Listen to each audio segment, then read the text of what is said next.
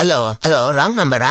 ಹೌದು wrong number ಇದು. ಹಂಗಾದ್ರೆ ರಾಂಗ್ ನಂಬರ್ ಜೊತೆನೆ ಮಾತಾಡ್ಬೇಕು ನಾನು. ಎಲ್ಲ ಉಡೆ ರಾಂಗ್ ನಂಬರ್ ಇದು. ಫೋನ್ ಇಡು ಬೋಳಿ ಮಗನೆ. ರಾಂಗ್ ನಂಬರ್ ಆಗಿರೋ ಫೋನ್ ಎತ್ತಿದೆ. ಫೋನ್ ರಿಂಗ್ ಆಯ್ತು ಅದಕ್ಕೆ ಎತ್ತದೆ ಕಣ. ಫೋನ್ ರಿಂಗ್ ಆದ್ರೆ ಫೋನ್ ಎತ್ಬೇಕು. ಇನ್ನೇನ್ ನಿನ್ ಗಂಟೆ ಎತ್ತುತ್ತೀಯಾ? ಅಯ್ಯೋ ನಿನ್ ಕಾಯ್ದಲ್ಲಿ ಎರಡು ತೂತಿಕ್ಕ ಹೆಂಗೋ. ಹಲೋ ಹಲೋ ಮಗ. ಹೇಳಿ ಮಗ. ಮಗ ಲೇ ನೀ ಹೆಂಗಾದ್ರು CSK ಫ್ಯಾನ್. ನಿನ್ ಸಂಬಂಧ ಕೂತ್ ಕವನ ಬರ್ದನ್ಲಿ. ಅಲ್ಲಲ್ಲ ಅಷ್ಟ್ ಪ್ರೀತಿ ನಮ್ ಮೇಲೆ ಹೇಳ್ಪ ನುಡುನು. ಮಗ ಅಂತ ಅಪ್ಪಗ ತಂದೆ ಈ ಸಲ ಕಪ್ ನಮ್ದೆ. ಬುಸುಡಿಗೆ ಇನ್ನ ಅದಾವ್ ಕೇಳಿ ಆಣಿ ಮೇಲ. 25 ವಯಸ್ಸಲ್ಲಿ ಮದ್ವೆ ಆಗಿದ್ದಿದ್ರೆ ಜೀವನ ವಡೆ ಪಾಯಸ ತಿಂದಷ್ಟು ಚೆನ್ನಾಗಿರ್ತಿತ್ತು. ಎಲ್ಲ ಹೋಯ್ತು. ಇನ್ಮೇಲೆ ಯಾವಳು ನಮ್ನ ನೋಡಿ ಮದ್ವೆ ಆಗಿ ಜೀವನನೇ LOWD ತರ ಆಗಿದೆ. ಮಾಮಚ್ಚಿ ಕೂತ್ಕೋ. ಶಿಷ್ಯ ಈಗ ಎಲ್ಲಿ ಹೋಗ್ತಿದ್ಯಾ? ಹಿಂಗೆ ಕೋರ್ಟ್ಗೆ ಹೋಗ್ತಿದ್ದೆ ಮಚ್ಚ. ನನ್ನ ನೆಕ್ಸ್ಟ್ ಲವರ್ನ ಗುದ್ಬಿಟ್ಟು ಅವನ ಅಕ್ಕನ್ ಹೊಗೆ ಹಾಕ್ಸ್ಬಿಟ್ಟೆ. 3 ತಿಂಗಳು ಜೈಲ್ಗೆ ಹೋಗ್ಬೇಕಂತ ಶಿಷ್ಯ. ನಾನು ಹಂಗೆ ಕೋರ್ಟಿಂದ ಸೀದಾ ಜೈಲ್ಗೆ ಹೋಗ್ತೀನಿ. ನೀನ್ ಗಾಡಿನ ಮನೆ ಹತ್ರ ನಿಲ್ಸ್ಬಿಡು.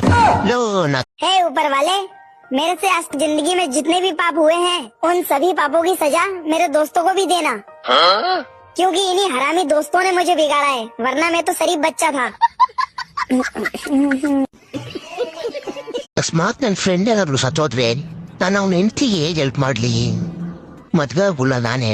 ಬರ ಇನ್ನೊಂದ್ ಮದ್ವೆ ಏನಾದ್ರು ಮಾಡಿಸ್ಬಿಡ್ಲಾ?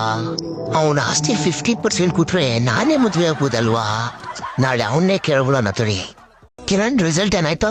1 ನಿಮಿಷ ಚೆಕ್ ಮಾಡ್ತಾ ಇದ್ದೀನಿ. ಫೇಲ್ ಆಗಿವನಪ್ಪ. ಅವನು ವೈಭವ್ ಸೂರ್ಯವಂಶಿನ ಪರವಾಗಿಲ್ಲ. 14 ವರ್ಷ ಹಿಡ್ಕೊಂಡು ಎಂತ ಸಾಧನೆ ಮಾಡಿದನ್ ಗೊತ್ತಾ? ಅಮ್ಮ ನಾನ್ 10th ಫೇಲ್ ಆದೆ. ಮನೆ ಯಾವಾಗ ಬಿಟ್ಟೋಗ್ತಾ ಇದೆಯಾ? ದೇವ್ರೆ ನಾನು ವೈಭವ್ ತರ ಸಾಧನೆ ಮಾಡ್ಬೋದಿತ್ತು. ಇದರಲ್ಲಿ ಒಂದು बहुत सही दोस्त है मेरे भाई। अरे तेरे जैसे दोस्त हो ना तो दुश्मनों की जरूरत ही नहीं है, तू अकेला ही काफी है।